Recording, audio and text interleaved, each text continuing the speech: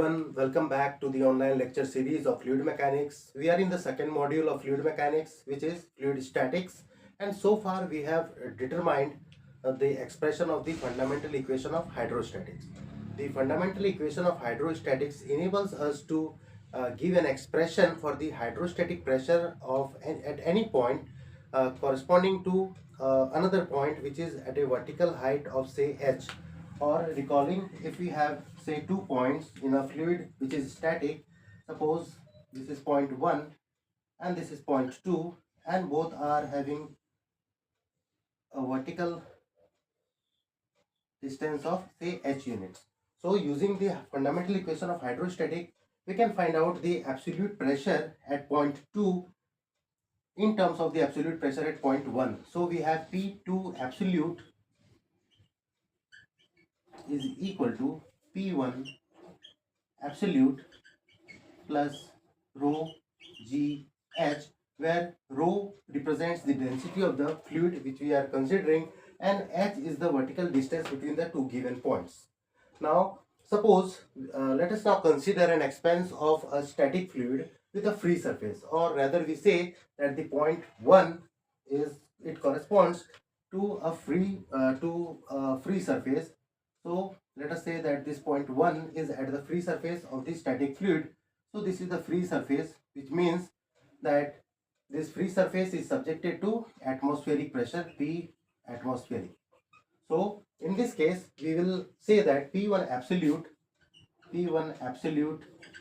equals the atmospheric pressure P atm. So using this or placing the value of P1 absolute as P atmospheric, we get P2 absolute is equal to P atmospheric plus rho g h, or upon rearranging we will get P2 absolute minus P atmospheric is equal to rho g h. Now recall that the difference between the absolute pressure and the atmospheric pressure is known as gauge pressure. So we can now write down the gauge pressure, the expression for the gauge pressure at point 2. So we have P2 gauge and now be written as rho g h. So now suppose we have a fluid with a constant density, or rather say that we are considering a liquid which is regarded as incompressible as it has constant density. So for liquids we can say that the gauge pressure is directly proportional to this value of h. So we say that the gauge pressure is directly proportional to h.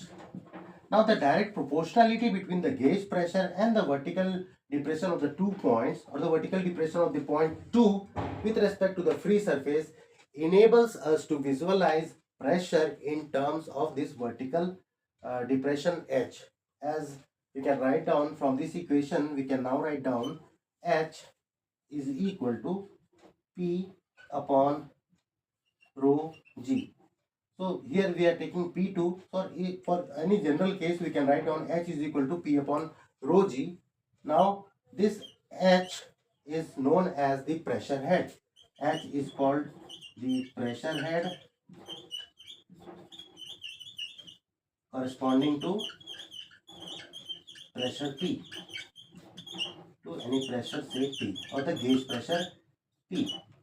So using this we can visualize pressure in terms of h. So we can say that the pressure at any point can also be represented in terms of the pressure head.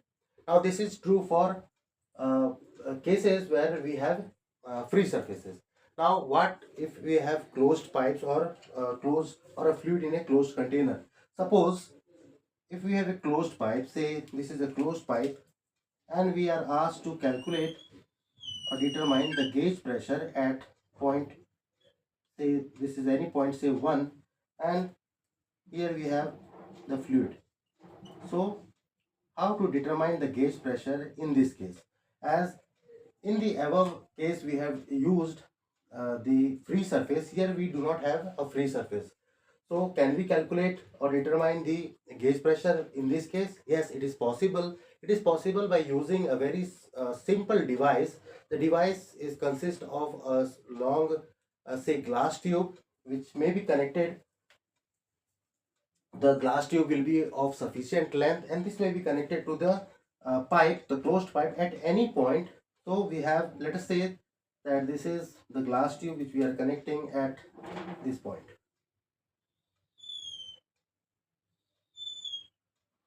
Now the gauge pressure at point 1 can now be said to correspond to the vertical height or the vertical rise of the free surface above this point. As we connect the piezometer tube to this pipe, the water will have a free surface, and the water or the liquid, whatever we consider, it will have a free surface and it will rise to a certain height, and that height may correspond to the absolute pressure, the gauge pressure at point 1. So we have H. So H is equal to P upon rho G. Now we can easily determine the height H above which the free surface is rising. Once we have H, we can now find out the value of P, or the gauge pressure P can be calculated as rho GH. So this simple device enables us to measure the gauge pressure in case of closed pipe also, and such a device is known as a piezometer tube. So we have the first device to measure pressure, which is a piezometer tube.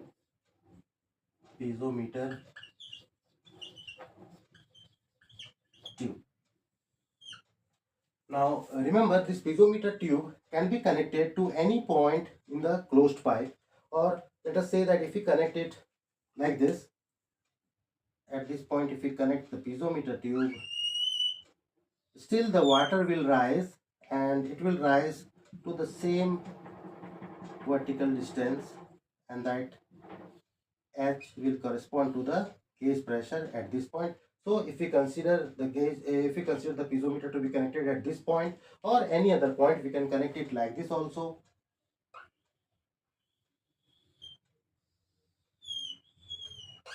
So what will happen in this case? Again the liquid will rise, and in which case we will find out the difference of the level on the free surface to the point 1. So this will be H. So regardless of the location where you connect this piezometer tube, you will get the same value of the pressure head, or in terms of H. So we can easily find out the gauge pressure as P is equal to rho GH. So this is a piezometer tube, and you can say that piezometer tube is one of the simplest type of manometer. Manometer are pressure measurement devices, and this piezometer tube is said to be one of the simplest form of manometer. Now talking about piezometer tubes are mainly used to determine or to measure the gauge pressure of liquids. Remember that the piezometer tubes cannot be used to measure pressure in case of say gas or vacuum pressure. So this is one limitation of piezometer, that it cannot be used to measure, cannot be used to measure gas or vacuum pressure. So this is one limitation of piezometer tube. We have many other limitations of piezometer tube, which includes that it can be used to measure only hydrostatic pressure. So rather we can also say that it cannot be used to measure dynamic pressure or dynamic and high pressure systems. In case of dynamic or high pressure system, we cannot use piezometer tubes. So they cannot be used to measure, cannot be used in case of in dynamic or high pressure systems. Also we have one more limitation, that is that the piezometer tube introduces you can say that it introduces a disruption in the natural conditions. As we connect the piezometer tube to a closed pipe, there are chances of air getting inside the flow systems. So you can say that it disrupts the natural conditions. So piezometer tubes disrupts the natural flow conditions. And you can also say that the piezometer tubes have one more limitation. They are not suitable for harsh environments. So they are unsuitable for harsh.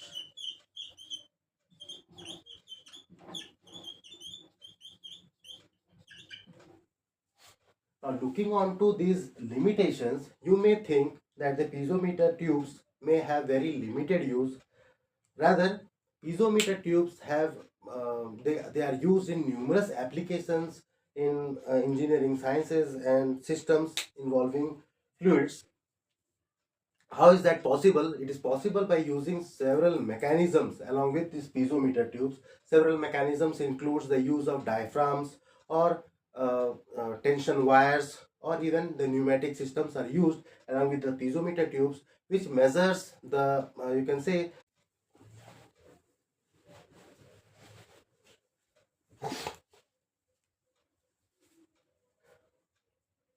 Now looking into the various limitations of the piezometer tube, you may think that the piezometer tube have limited applications in engineering systems. However, this is not true, as piezometer tubes are used in numerous applications in engineering systems, and this is possible by using several mechanisms like diaphragms, vibrating wires, or pneumatic systems, which converts the pressure changes into measurable signals. So accordingly, we have different types of piezometer tubes. Let me write down the various types of piezometer tubes. So based on the devices or the mechanisms that the piezometer tubes uses, we have the different types of piezometer tubes, and the first is the standpipe piezometers. Now, standpipe piezometer is of a very basic design, and they are mainly used to measure water level via a riser pipe which is connected to to the system in which the fluid is flowing. Secondly, we have vibrating wire piezometer. So the second type is a vibrating wire piezometer. Now, in case of vibrating wire piezometers, mainly we use the wire tension changes for measurement of pressure. The third type is the pneumatic piezometer. Pneumatic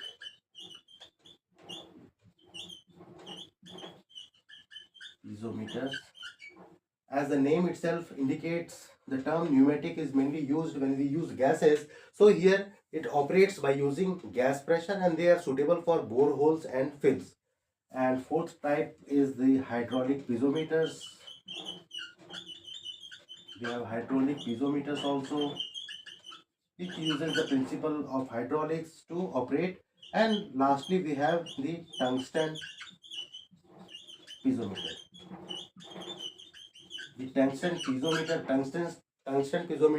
or the tungsten being resistant to corrosion, can be used in case of harsh conditions. So these are the various types of piezometers that are used in modern engineering systems, and accordingly we have various applications of piezometers. The piezometers can be used for monitoring the groundwater and pore water pressure in geotechnical studies. So they are widely used in geotechnical studies. Secondly, they are used in environmental monitoring of contamination. Thirdly, they can be used for ensuring slope stability and dam safety. And we find the piezometer tubes to be widely used in case of hydrological research and seismic monitoring. So the piezometer tubes are also used in wide number of applications or numerous applications, and being one of the simplest manometer, it is also very important in measurement of pressure. Now we will see how the piezometer tubes can be used to measure the atmospheric pressure. Rather, the the fundamental concept of piezometer tube is used to measure the atmospheric pressure, and the device which is used to measure the atmospheric pressure is known as a barometer. So next we will see the working of a barometer which measures the atmospheric pressure. So let us now discuss about the second pressure measurement device, which is mercury barometers. Mercury barometers, or simply barometers, are devices that are used to measure the local atmospheric pressure. The principle that is used in piezometric tubes is used in case of mercury barometers to determine the local atmospheric pressure.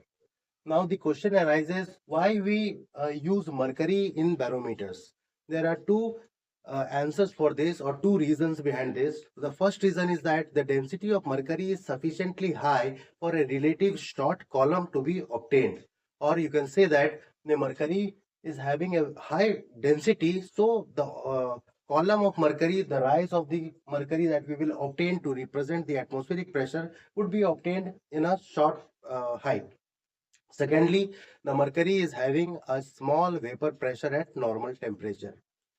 Now, the barometer consists of a glass tube which is filled with mercury, and secondly, a glass trough which is containing a pool of mercury.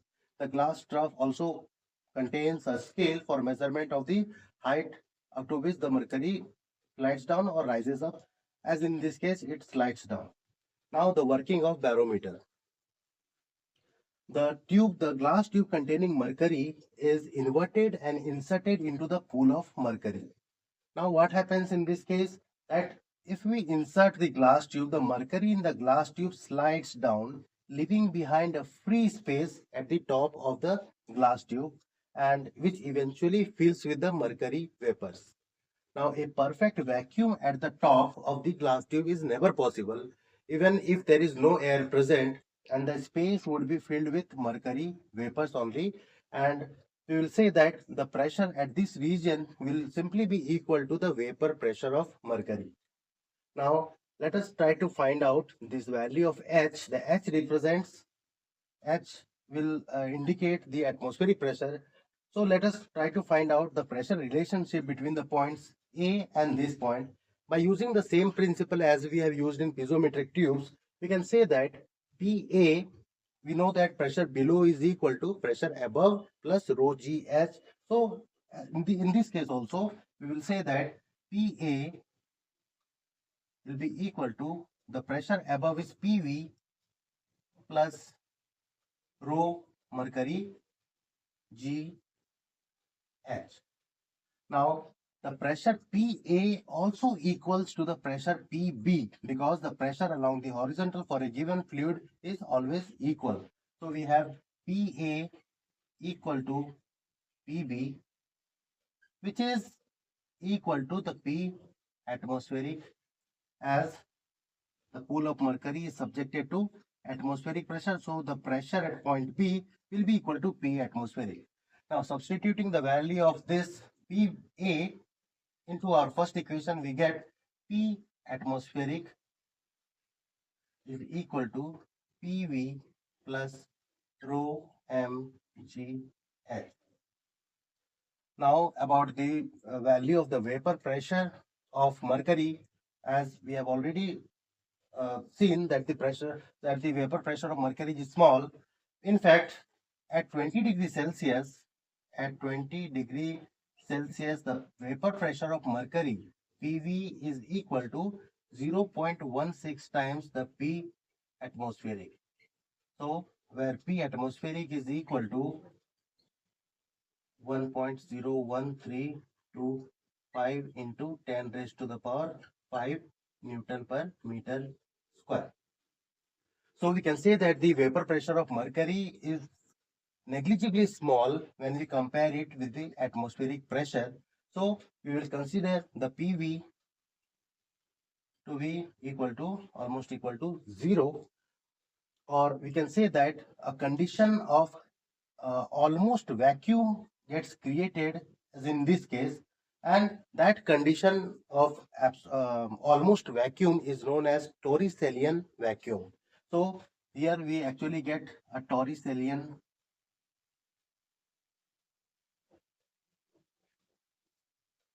vacuum. So we have PV equal to 0, from which on substituting we get P atmospheric will be equal to rho mgh. So the pressure in terms of pressure head H will be equal to P atmospheric upon rho mg. So let us try to find out the value of H. So the value of H will be equal to, we have P atmospheric as 1.01325 into 10 to the power 5 Newton per meter square upon the density of mercury at 20 degrees Celsius is about 13,560, 13560 kg per meter cube, into the value of G is 9.81, you can say Newton per kg. So on solving, what we get is that we get 0.762 meter of Hg, or which is equal to 760 mm of Hg. Now this, the value of H, or the 760 mm of Hg, or 0.762 meter of Hg, is a representative of the atmospheric pressure, or you can say that this is sometimes you will also find out that the atmospheric pressure value is given in this term. So this simply means that it is equal to the atmospheric pressure. Small variations in result may occur owing to variation of density with temperature, or the thermal expansion of scale, which is usually made up of brass, and thirdly because of the surface tension effects. So for accuracy, small corrections may be required. Now, what if we use water instead of mercury in our barometer? So let us try to find out the value of H if we use water. So with water,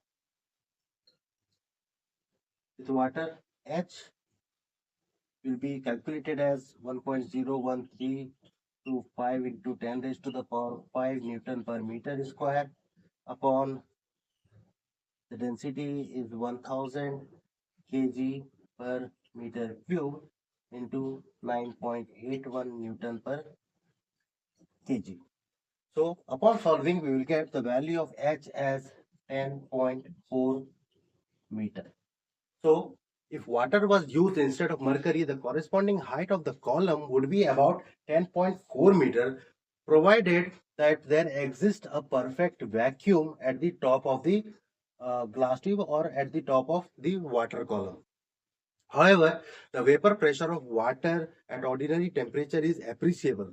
So the actual height that will be obtained by using water will be, say, at about 15 degrees Celsius, it will be about 180 mm less than the value which we have obtained. Also remember that if we use a tube which is having a diameter is smaller than 15 mm, then the surface tension effects may also plays a significant role, or they will be significant. So we must consider glass tubes in this case greater of diameter greater than 15 mm. So we have discussed about the piezometer tubes and the mercury barometers. To understand the concept more clearly, let us try to solve a very important and interesting numerical based on this, or based on the concept of pressure head.